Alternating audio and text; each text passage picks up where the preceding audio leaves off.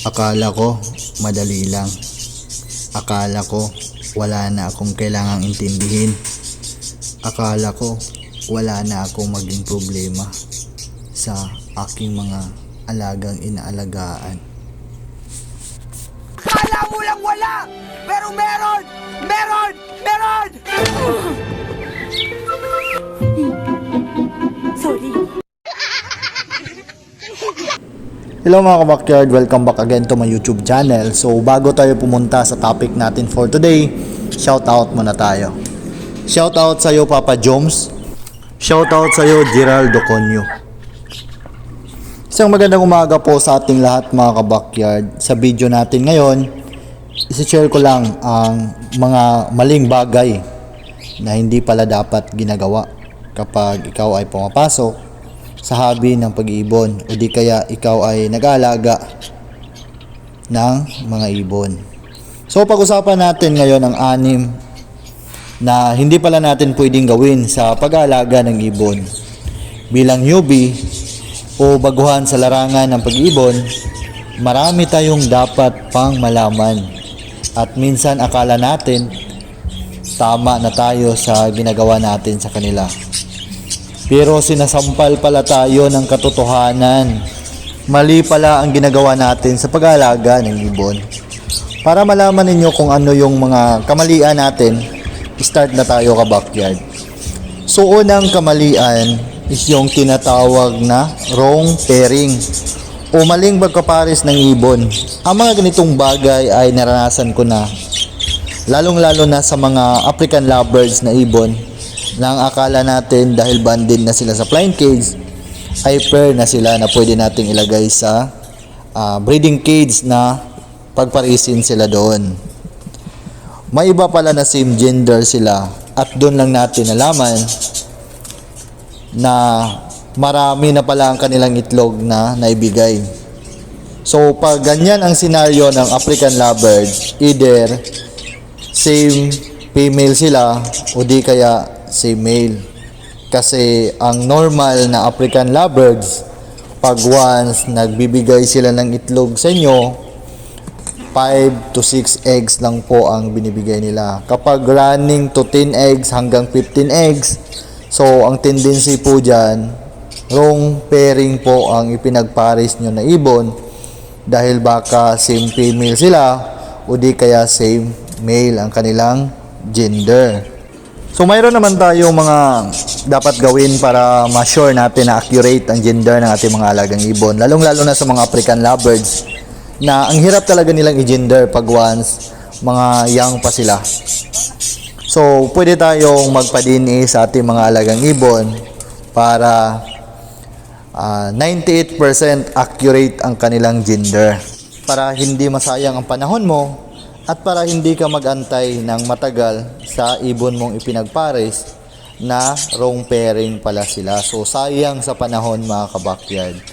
Ang pangalawa is yung tinatawag na pagpapares ng eye-ring sa non-eye-ring o mas kilala sa tawag na ALBS 1 at ALBS 2. Siguro may gumagawa nito or hindi lang nila alam, pero ang kalabasan sa mga anak nila ay yung tinatawag na buknoy.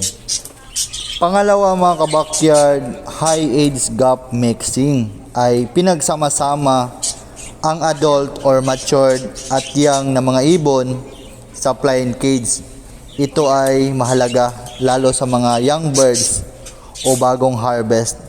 Hindi pa sila kaya makipagsabayan sa mga matured sa loob ng flying cage mo.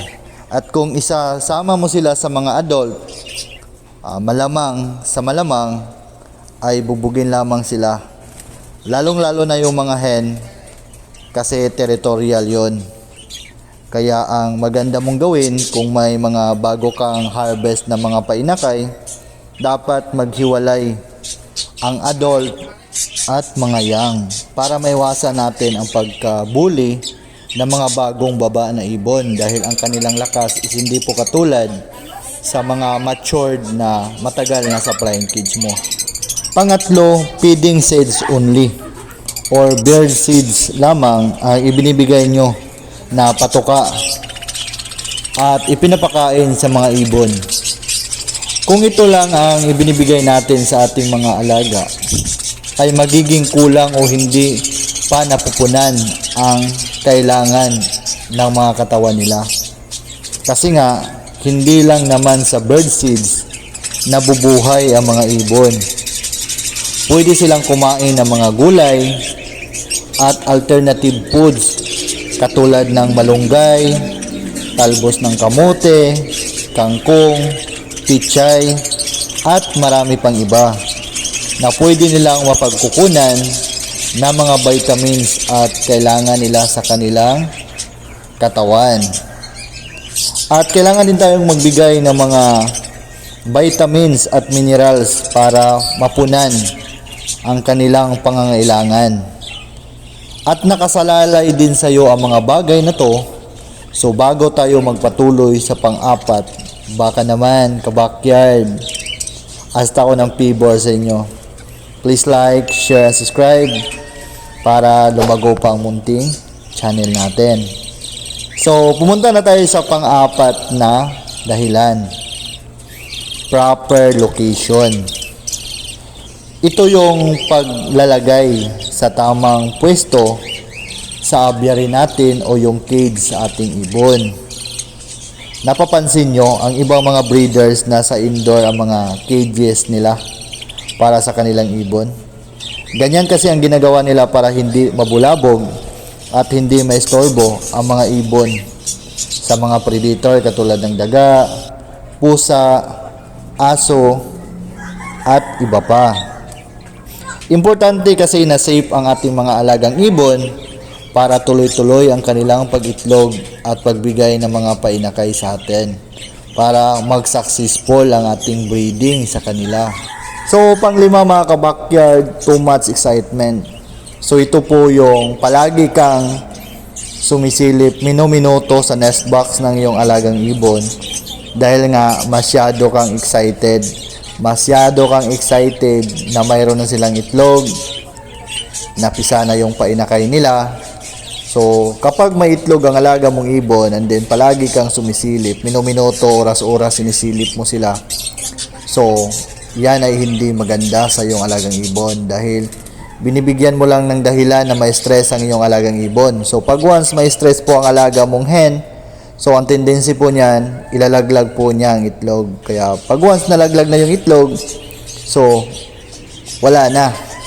Masisira na yung breeding o masisira na yung paglimlim ng iyong pairing.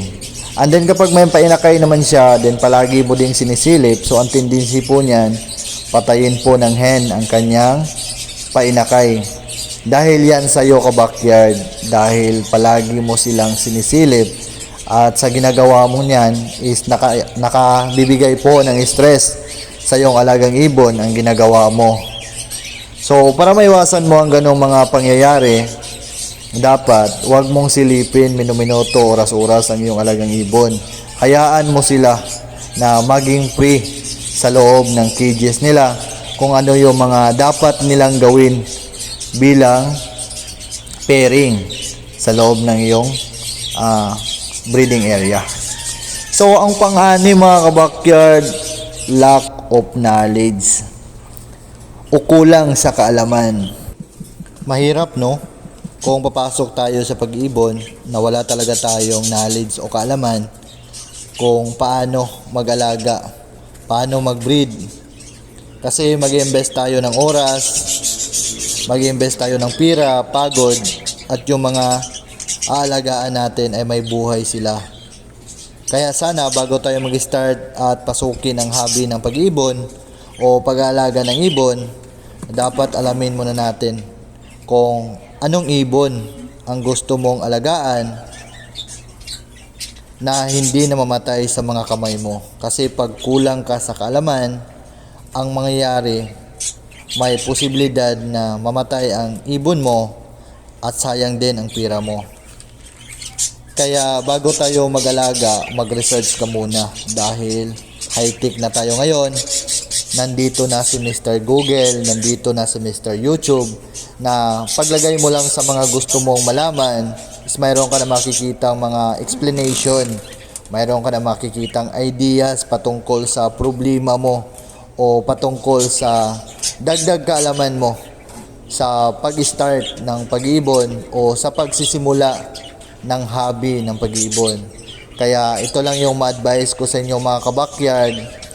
Bago kayo mag-start sa pag-alaga ng ibon, dapat alamin nyo muna kung anong mutation, kung anong ibon ang angkop nyong alagaan bago kayo magsimula. At kapag naka-decide na kayo kung anong ibon ang alagaan nyo, so mag-research naman kayo kung paano sila alagaan ng maayos, ano ba yung mga pangangailangan nila na mabuhay nyo sila na hindi sila mamatay. Dahil masyado pong kawawa ang ating mga alagang ibon pag once nag-alaga kayo na kulang kayo sa kaalaman. Dahil ang kahantungan po niyan is maaari pong mamatay ang ating ibon. So kawawa naman ang ating ibon. And then kawawa din kayo dahil nag-invest kayo ng pira sa pagbili ng inyong ibon. So para maging successful ang pag-alaga nyo ng ibon, hindi masayang ang pera nyo na binili, so dapat pag-aralan nyo muna bago kayo pumasok sa hobby ng pag-iibon. So dito na magtatapos ang video ko mga kabakyard. I hope may natutunan kayo sa topic natin for today. Sa 6 na mga maling bagay na hindi pala natin dapat gawin sa pag-aalaga ng ibon.